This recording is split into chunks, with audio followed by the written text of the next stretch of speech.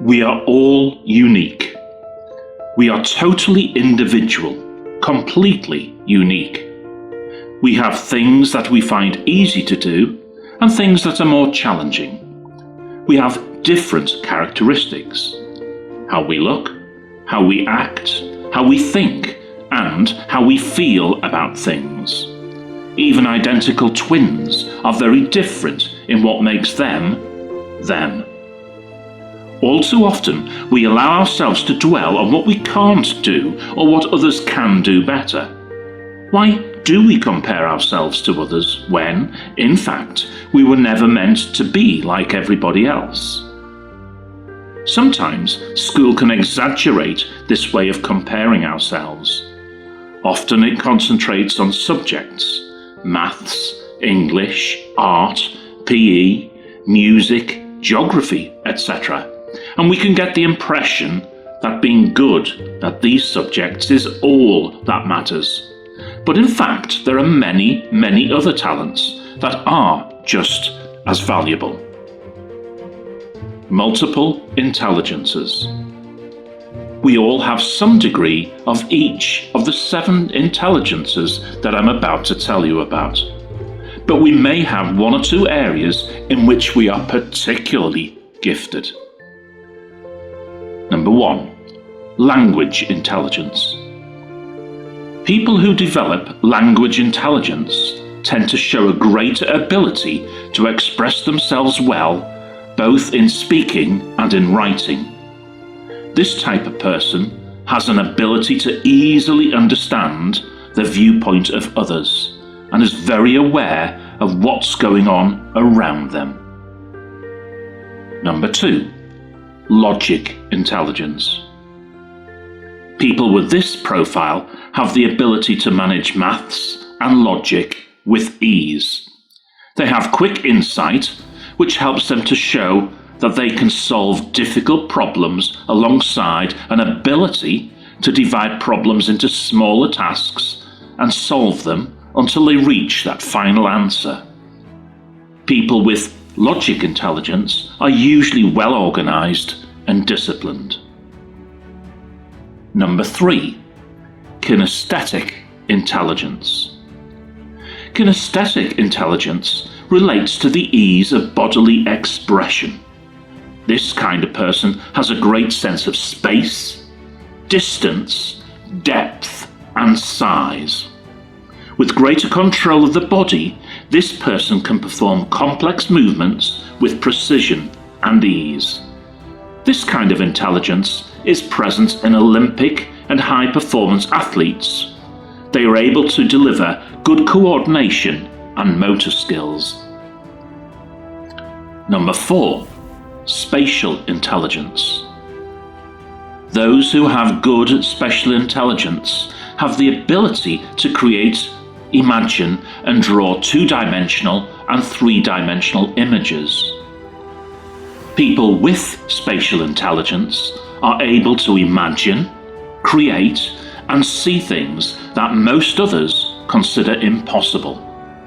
Professionals in gaming, architecture, multimedia, and the aircraft industry display normally a high level of spatial intelligence. Number 5. Musical intelligence. Musical intelligence is a rare kind of intelligence. People with this profile have the ability to listen to sound and music and identify different patterns and notes with ease.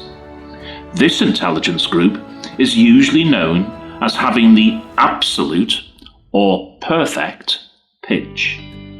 A person with musical intelligence can easily create harmonies and songs and can often learn to play an instrument alone from the simple knowledge of theory or by listening to a piece of music. Number 6. Interpersonal intelligence. Interpersonal means between people. It's often said that people are born to be leaders. Those people are known to have interpersonal intelligence.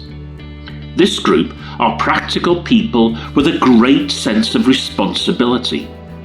They are calm in their ways, and they know how to listen to and speak to others. But above all, they know how to use their own knowledge and power to influence people. Someone with interpersonal intelligence can easily identify the qualities in others and know how to bring out the best of them. Number 7. Intrapersonal intelligence. Intra means within, so intrapersonal intelligence is a characteristic of someone that is deeply connected with themselves. This type of person is usually more reserved, but at the same time commands a great admiration from the people around them. Among each of the 7 types of intelligence, intrapersonal intelligence is considered the rarest. Watch this short film about an autistic boy who brings happiness to everyone. Think about what his talent is and how he uses it for everyone's benefit. What special talent or talents did you feel that the boy possessed? Finding our talents. So, how do we find our own talents or gifts?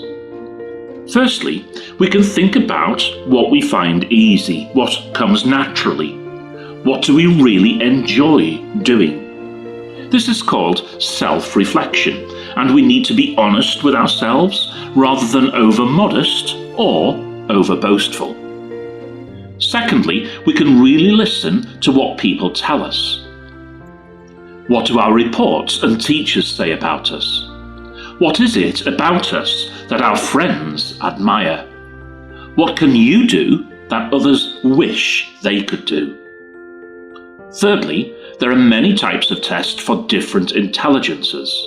Obviously, we have some tests in schools, but there are groups like Mensa or multiple intelligence tests online that we try to measure this type of ability. Perhaps in your own time, you could try these out.